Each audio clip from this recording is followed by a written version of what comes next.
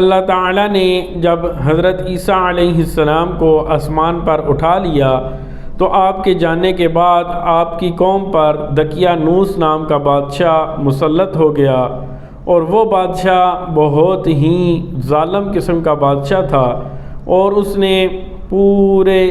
علاقے میں اپنی جہاں پر اس کی حکومت تھی اس نے گمراہی کو پھیلا دیا، اور لوگوں کو اللہ تعالیٰ کی طرف بلانے کی بجائے، اللہ تعالیٰ کی طرف دعوت و تبلیغ کرنے کی بجائے وہ خود کو سجدے کرواتا تھا، اور جو آدمی اس بادشاہ کو سجدہ نہیں کرتا تھا تو وہ اس کو قتل کرا دیتا تھا۔ تو اس بادشاہ کے دور میں تقریباً 6-7 کے لگ بھگ لوگ تھے جنہوں نے سوچا کہ ہمیں اپنا ایمان بچا کر یہاں سے بھاگ جانا چاہیے۔ تو وہ تقریباً 6-7 کے قریب لوگ تھے۔ یہ سارا واقعہ 15واں پارہ اور سورہ کہف میں موجود ہے۔ اللہ تعالیٰ ان اصحاب کہف کی شان میں بیان کرتے ہوئے فرماتا ہے کہ کچھ کہتے ہیں کہ وہ 3 لوگ تھے اور چوتھا ان کا کتا تھا، اور کچھ کہتے ہیں کہ وہ 4 لوگ تھے، 5واں ان کا کتا تھا، کچھ کہتے ہیں کہ وہ 6 لوگ تھے اور 7واں ان کا کتا تھا۔ اور بعد میں اللہ تعالیٰ ارشاد فرماتا ہے کہ اللہ تعالیٰ ہی بہتر جانتا ہے کہ وہ کتنے لوگ تھے۔ عام طور پر ہوتا یہ ہے کہ ہم لوگ جب بھی کوئی خاص مہمان بھی ہمارے گھر میں آ جائیں تو ہم کسی کو بتاتے ہوئے صرف مہمانوں کی تعداد بتاتے ہیں، ساتھ میں اگر ان کا کوئی جانور وغیرہ یا کوئی بلی یا کتا یا کوئی بھی پیٹس وغیرہ لے کے آتے ہیں تو ہم اس کا نہیں بتاتے، کیونکہ وہ ان کا جانور یا ان کے ساتھ آنے والے جانور وغیرہ ہمارے لیے کوئی اتنی زیادہ اہمیت کے حامل نہیں ہوتے۔ اگر ہم کس کو بہت زیادہ اہمیت دیتے ہیں تو ہم پھر بتاتے ہیں کہ ان کے ساتھ فلاں فلاں جانور تھے یا فلاں فلاں ان کے پیٹس بھی آئے ہوئے تھے۔ تو یہ دیکھیں کہ جو لوگ اپنے ایمان کو بچانے کی خاطر وہ ایک غار میں چلے گئے، جنگلوں کی طرف چلے گئے، اللہ تعالیٰ نے ان کو کتنی بڑی فضیلت سے نوازا کہ ان کا تذکرہ قرآن پاک میں کیا۔ وہ لوگ وہاں سے نکلے تو ایک غار میں چلے گئے، اور غار میں جیسے ہی وہ غار میں پہنچے تو ان کو نیند آ گئی اور وہ وہاں پر ہی سو گئے، اور ان کے ساتھ جو کتا آیا تھا تو وہ کتا غار کے منہ پر بازو پھیلائے بیٹھ گیا، یعنی کہ اللہ تعالیٰ نے اس کتے کے بیٹھنے کے انداز کو بھی بیان فرمایا۔ اور وہ آدمی تقریباً 300 سال کے لگ بھگ، کچھ کہتے ہیں 309 سال کے لگ بھگ وہ وہاں پر سوتے رہے، اور اتنے عرصے میں حکومتیں چلی گئیں۔ تقریباً 309 سال کے بعد بیدروس نام کا ایک بادشاہ وہاں پر آ گیا، اور وہ بادشاہ بہت ہی نیک بادشاہ تھا۔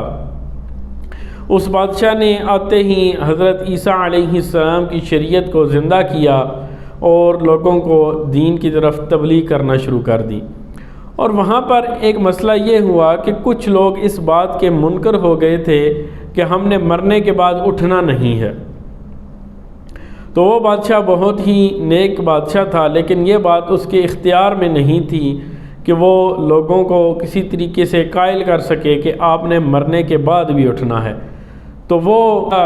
اس نے عاجزی و انکساری کے ساتھ اللہ تعالیٰ کے حضور دعا کی کہ اللہ تعالیٰ کوئی نہ کوئی ایسا معجزہ دکھائے کہ جس سے یہ لوگ اس بات کے قائل ہو جائیں کہ مرنے کے بعد ہم سب نے اٹھنا ہے، اور جو اعمال ہم نے دنیا میں کیے ہیں اس کا جواب دہ ہونا ہے۔ اللہ تعالیٰ نے اس بادشاہ کی دعا کو قبول کر لیا، اور 309 سال کے بعد وہ جو غار میں آدمی سوئے ہوئے تھے وہ بیدار ہو گئے، اور انہوں نے مشورہ کیا کہ ہمیں کھانے پینے کی کچھ چیزوں کا بندوبست کرنا چاہیے۔ تو ان میں سے ایک آدمی کو انہوں نے اس وقت کی جو بادشاہ دقیانوس کے دور کی جو کرنسی تھی وہ لے کر ایک تندور والے کے پاس گیا، اور اس نے جب روٹیاں وغیرہ یا کھانے پینے کی چیزیں وغیرہ خرید لیں تو پھر اس کو وہی دقیانوس والی 309 سال پرانی کرنسی وہ اس کو پکڑائی۔ وہ تندور والا بڑا حیران ہوا، اس نے کہا کہ اتنے عرصے میں یہ تو بہت پرانی ہے، ہم نے اپنے آباء و اجداد سے سنا تھا کہ یہ دقیانوس نام کا کوئی بادشاہ تھا۔ تو انہوں نے کہا ہم نے تو ابھی تقریباً 2 دن ہوئے ہیں، تو وہاں سے ہم اپنی جان بچا کے بھاگے ہیں۔ تو جب وہاں پر لوگ جمع ہو گئے، کافی شور پڑا، تو وہ ایک شخص جو روٹیاں لینے آیا تھا وہ ان سب کو غار تک لے گیا، اور یہ معاملہ بادشاہ تک پہنچا۔ تو اس نے سب سے ملاقات کی اور حال احوال پوچھے، تو پتہ چلا کہ واقعی یہ بادشاہ دقیانوس کے دور کے لوگ تھے۔ تو سب کو اس بات کا یقین ہو گیا کہ یہ لوگ واقعی 309 سال تک اس غار میں سوتے رہے ہیں، اور پھر اس کے بعد ان کو یقین آ گیا کہ جو خالق کائنات ان کو 309 سال تک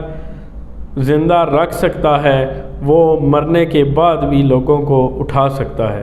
تو اللہ تعالی ہمیں قرآن پاک پڑھنے، سمجھنے اور اس پر عمل کرنے کی توفیق عطا فرمائے۔ اجازت دیجیے، اللہ حافظ۔